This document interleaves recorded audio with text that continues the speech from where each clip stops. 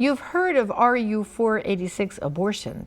Next on Defending Life, we'll hear from a couple who regrets going down that road.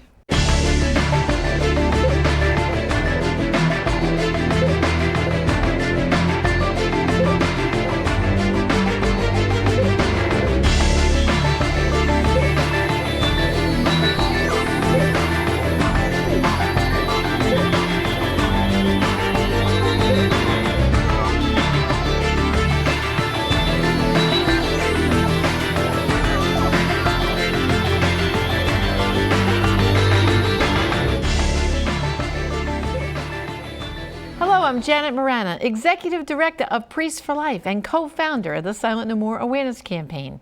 Welcome to our Defending Life program. We're joined here today by our Associate Director, Father Denis Wilde. Father, welcome to our program. Thanks, Janet. Once again, great to be back. Great to have you. And of course, we always like to start with a prayer from the Pro-Life Reflections for Every Day, written by Father Frank Pavone, our National Director. And today's prayer comes from Living the Gospel of Life, which is a document from the United States Conference of Bishops, and it says, "We urge our fellow citizens to see beyond party politics, to analyze campaign rhetoric critically, and to choose their political leaders according to principle, not party affiliation or mere self-interest."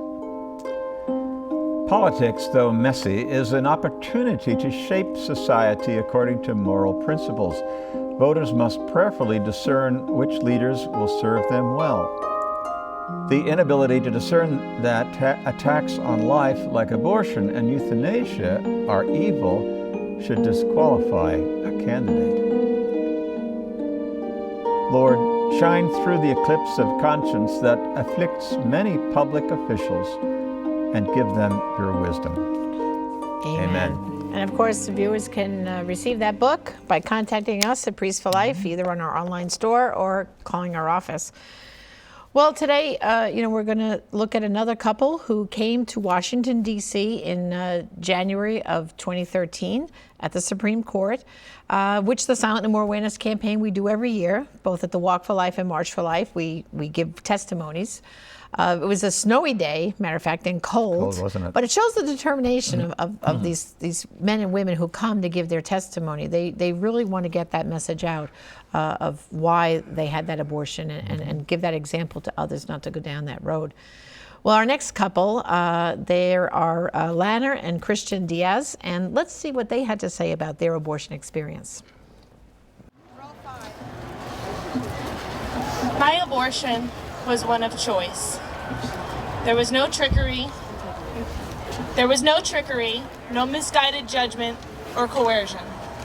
It was me, a college-educated 25-year-old woman, about to begin graduate school, with a boyfriend of over a year who loved me and supported me in everything. My thoughts at the time were so selfish as I researched my choices and finally stumbled upon medical abortion. RU 486 was inexpensive and non-invasive, and I assured myself, more humane for the baby. The process was so easy, so simple, that it hardly conveyed the gravity of the truth. Just 2 pills, and suddenly my period would return, and life could go back to normal. It never did. The next few days, I sat in the shower, watching life stream down the drain. But it was the next few years that really brought the hurt of our decision to full fruition. The graduate degree that I wanted to pursue instead of motherhood was never finished. Creation wasn't just halted in my womb, my writing suffered as well. And the boyfriend that I wasn't so sure about became my husband. And our decision years earlier haunted our relationship. Neither of us ever forgot our child, and instead became vividly aware that it wasn't just some problem that a procedure could take away. I am standing here today because I believe in the healing power of the truth. And the truth is that millions have been killed legally in this country through abortion since 1973. My daughter, Isabella, was one of them. And the truth is that a piece of my husband, Christian, and I died on that day too. But God brought us back to life. And it was so simple, so easy to return to God's grace that I hardly believed myself deserving of it.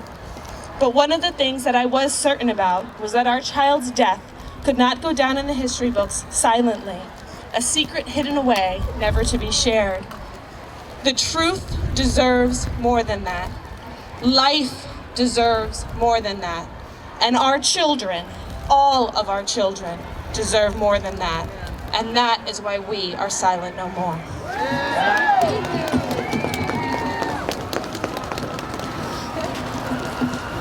Hi, my name is Christian Diaz, and this is my story. I was born in Puerto Rico in a Catholic household, where my mother taught me they always respected a woman. Abortion was never a topic of discussion in my house. I always heard of people getting pregnant, and what you need to be done, it was to get married, and that was it. Until it happens to me. I was 25 when I found out my girlfriend was pregnant, and I felt happy, but at the same time I was worried. Although I felt ready, I knew that my girlfriend didn't want to have a child at the time. I made the wrong decision by asking her what she wanted to do and being silent about what I wanted to do. I never had the strength to say I don't have an abortion. And I say, whatever you want to do, it's your decision. We prepare about our decision together, but it didn't come from the heart. Immediately after the abortion, I felt horrible. I cried inside, but I didn't express it. I judged my girlfriend, and I didn't want to see her or touch her. The only thing I could think about was how selfish she was. I didn't feel the same love for her, but I always kept it quiet. I never said anything. Years later, my girlfriend that I judged became my wife. Still, something was always missing until she told me about she wanted to go attend Rachel's Vineyard.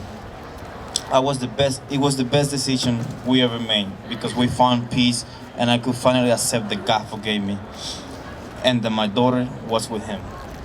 During one of the exercises, they told us to close our eyes and think of a child.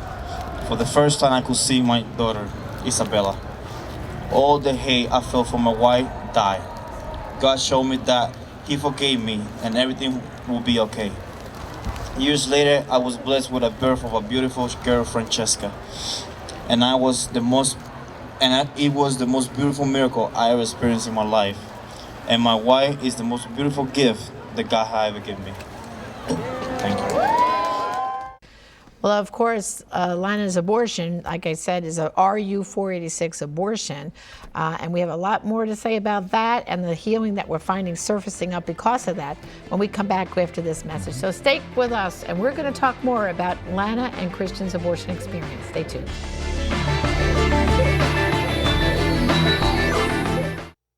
Powerful new voices are arising in the debate over abortion. The voices of those who have actually experienced it. From coast to coast, women and men who have lost children to abortion are speaking out about its pain and devastation, and about the healing and forgiveness they have found through the pro-life movement. Their witness is changing hearts and minds. Former U.S. Senator Zell Miller writes, "The most poignant sight for me at this year's annual pro-life march and demonstration in Washington, D.C. was the large number of women holding signs saying they regretted their abortions." And the United States Supreme Court wrote, "It seems unexceptionable to conclude some women come to regret their choice to abort the infant life they once created and sustained. Severe depression and loss of esteem can follow, a decision so fraught with emotional consequence."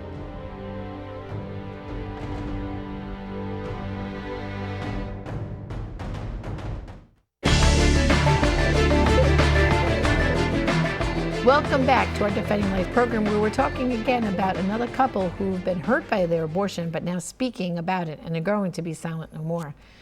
Well, of course, Lana and Christian, once again, as we've said in other programs, that a couple, it's rare that they stay together. You know, Lana was in college and decided to have the abortion because I'm sure, like many of the women who do this when they're in college, they feel they're going to, it's going to affect them finishing school, that they're going to have to give up that college education.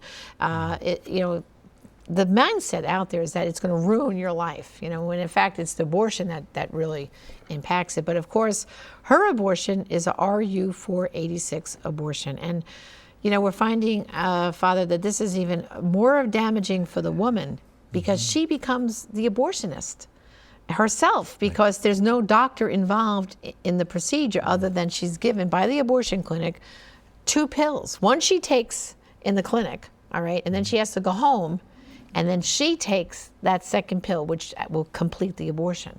I mean, just imagine that. I mean, and then she sees her baby flushed down the toilet. Flushed in the toilet, yeah. And has it's to horrific. live with that, and she hasn't even been in the company of other ladies in the abortion center who can share at least some way. It's deep in her. Well, the abortion clinic becomes her bedroom and her bathroom. That's the abortion clinic. So it's more damaging. And I know from the work of Dr. Teresa Burke and Kevin Burke of Rachel's Vineyard, they have told us that on these Rachel's Vineyard retreats, we're beginning to see now these couples, more and more of these women coming from these RU486 abortions. And Teresa Burke has said to me, Janet, it's more damaging than the surgical abortions, if you can imagine that. Everyone's thinking, oh, RU486 is easier, because there's no surgical intervention. But it's the woman taking sole responsibility at that point. She takes, like I said, the first pill is taken in the abortion clinic, but to complete the abortion. So now she's got to look back on her life and the guilt. And the guilt in that, you can't measure it with somebody else being an accessory to that guilt. That person is... All the blame is on her at that point. It's a shame. It's very difficult, We need a lot of healing there. And then, of course, for them to stay together as a couple, Christian, too, was, basically, I think, beating himself up for just like going along with it. He just went along with what she wanted to do and didn't stand up for her. Well, that's right. But she, in the first place, she was talking about, she said, I'm not duping myself. I knew I made a judgment on this. I knew what I was doing. So it's not the case of a person who was duped and then comes to realize later on what had happened. To some extent, I'm sure she did see some of that level, but most of it was there. And so in her case, she identifies it as being a selfish thing, and so much of that today is the case. Nonetheless, even those people can come around, and it's beautiful to see that. That's beautiful. Yeah, but she says take a couple of pills and it's over with. Right. It's never over with. It's never over with. And that's what I think, the abortion industry tries to make it seem like. They want to go away from surgical abortions because they're finding less and less doctors that will do the abortion. So now they're coming reliant on the RU486, these chemical pill abortions, where it's all on the woman. It's also ironic that the very thing that she was trying to do and finish her degree, she didn't finish it because this abortion, instead of the child getting in the way, now the abortion got in the way, which is the reality of what people see later on in life. She didn't complete that college degree of that dream. But we are fortunate that the good thing that came out of this couple did go on a Rachel's Vineyard retreat, and they found that healing through that Rachel's Vineyard retreat. And I know, Father, you've also been ministering on these retreats. Maybe you'd like to share, what is that dynamic between a woman and a man on those Rachel's Vineyard retreats? Well, it's beautiful to see because in some cases it's more advanced than others. We see the relationship and the trust between the two advanced beyond the others. But and then sometimes I just see the man that's there, or the woman, or I should say the father and the mother that's there, and you don't see the couple. But when there's a couple there, the dynamic of it is, it plays out in a way where he realizes and admits before her, and admits before everybody else that he was just somebody who didn't take care of the situation when it arose. He was negligent. He was absent, and now is telling other people the truth, that need to become more involved in it. And it's not so much even the people that are there; it's others that are watching them and getting an idea of this, what could be, and a deepening sense of what it takes for somebody to get up and say that, and now to admit their past. Well, and for them to come to Washington, D.C., as a couple, and they brought their little girl, Francesca. Even when they had children, and she was kind of sweet. It was almost like she was trying to hold the microphone for her mom there when she was giving testimony. And what's really great about them is they're not just silent no more in the fact that they come to Washington or they speak publicly, But Lana is one of our regional coordinators for the whole state of New Jersey for the Silent No More Awareness campaign. So our viewers might be wondering, like, what does that mean? Well, what happens is when people first come to the Silent No More website and they put in they want to join and they put in their testimony, even if they only put a sentence or two and they say, I want healing, it goes to one of our regional coordinators from that vicinity. So right now, Lana and Christian are handling basically the state of New Jersey. And what they do is they assist the couples if they haven't found healing yet.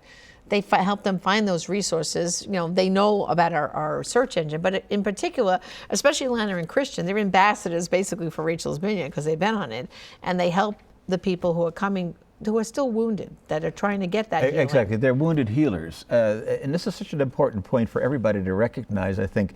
It's not where we've been that matters, it's where we're going to go, where we are going, where God is pulling us to. The Mary Magdalenes in the gospel, even St. Paul, who was out there to kill all those Christians, you know, yet called Christians, and then he was knocked to his senses and recognized at the end of his life, it's Christ that lives in me. I mean, this is what Christ wants, the Lord wants us to pull us away from those things. To healing. And as you're saying, from a practical standpoint, these people now become the inviters to trips that we're on, because now they've come to a realization and they're fired up because they didn't have that before, and now they understand this. And there's no condemnation here. It's a question simply of recognizing the truth, as she said, as Lana said, and the truth deserves to be known and spread about. That's right. And that's why they're going to be Silent No More and continue the healing. And I want to invite our viewers to go to our Silent No More Awareness website, silentnomoreawareness.org, where they can read a lot more testimonies like this couple and spread the testimonies and help people realize that together we can reach out to so many more people. After 50 million children have been lost to abortion, there's a lot more men and women out there hurting. We have to be ambassador of that message, right? Exactly. Well, I know, Father, we have a lot more to talk about in the show, but we're going to come back after this break, and we're going to take a question from you, our viewers, and we're going to give you another action item you can do to help bring an end to abortion. Stay tuned.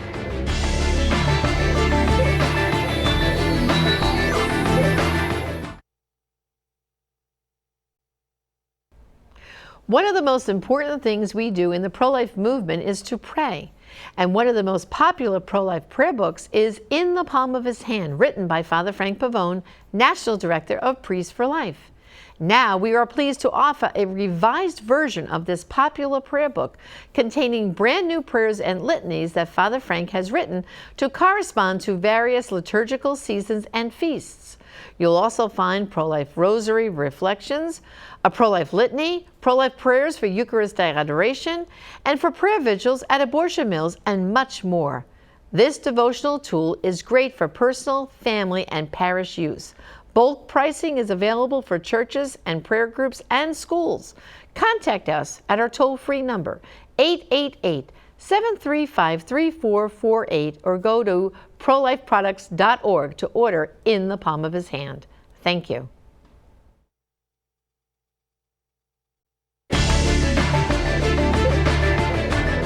Welcome back to our Defending Life program, where we're going to take a question from you, our viewers. Well, Father Denis, today's question comes from Jill from Billings, Montana, and she writes, I always find that people want to join a winning team. So in the battle to protect the unborn, are we making progress? Well, Jill, thank you for your question. We're winning the battle for life. You may be aware of an article that Father Frank Pavone wrote years ago called 10 Reasons the Pro-Life Movement is Winning. You can find it at our Priests for Life website. And increasingly and interestingly, the pro-abortion movement is often more aware that we are winning than we ourselves are aware. They complain and lament that thanks to the work of pro-life people like us, there are fewer abortionists and fewer abortion mills, and that the numbers of abortions keep falling. Now remember, when the numbers of abortion decrease, so does the financial strength of the abortion movement. Every abortion for them is business, and every life saved is a loss of dollars. This makes it harder for them to do all their other kinds of pro-abortion advocacy. They also complain about how many successes the pro-life movement has on the state level. They know this, that they're passing laws that make it harder to get abortions, and that even prohibit abortion after a certain stage of pregnancy. There are more pro-life state laws now than there have ever been since Roe v. Wade, and that's good.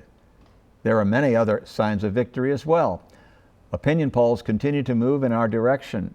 Our movement keeps getting larger and younger. And as time goes on, the supporters of abortion have run out of arguments.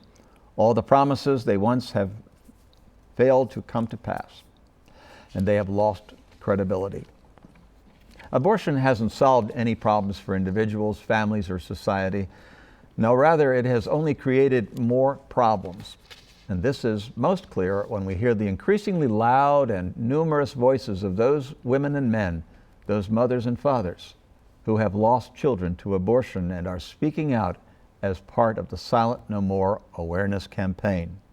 There is nothing the abortion supporters can do to contradict these live, courageous voices of experience. And the status of the unborn continues to rise in medicine, law, and culture. Our children's first photos are now when they were in the womb, ultrasound. Doctors do operations on unborn children. More and more laws recognize the rights of the unborn, and even the entertainment industry is seeing a wave of movies and TV shows that acknowledge the value of life in the womb. So, yes, certainly, we are winning. Let's make it clear to everyone so that more and more people will join the winning team, which is the pro-life movement. Thanks for your question. At any time, you can go to prolifequestions.com to send us more questions. Well, thank you, Father. And we want to remind our viewers that while we only can answer one question at a time on these programs, every day our wonderful staff is standing on by, our public outreach department, whether it's a phone call, snail mail, or email, answering their questions throughout the year. So they should be in touch with us.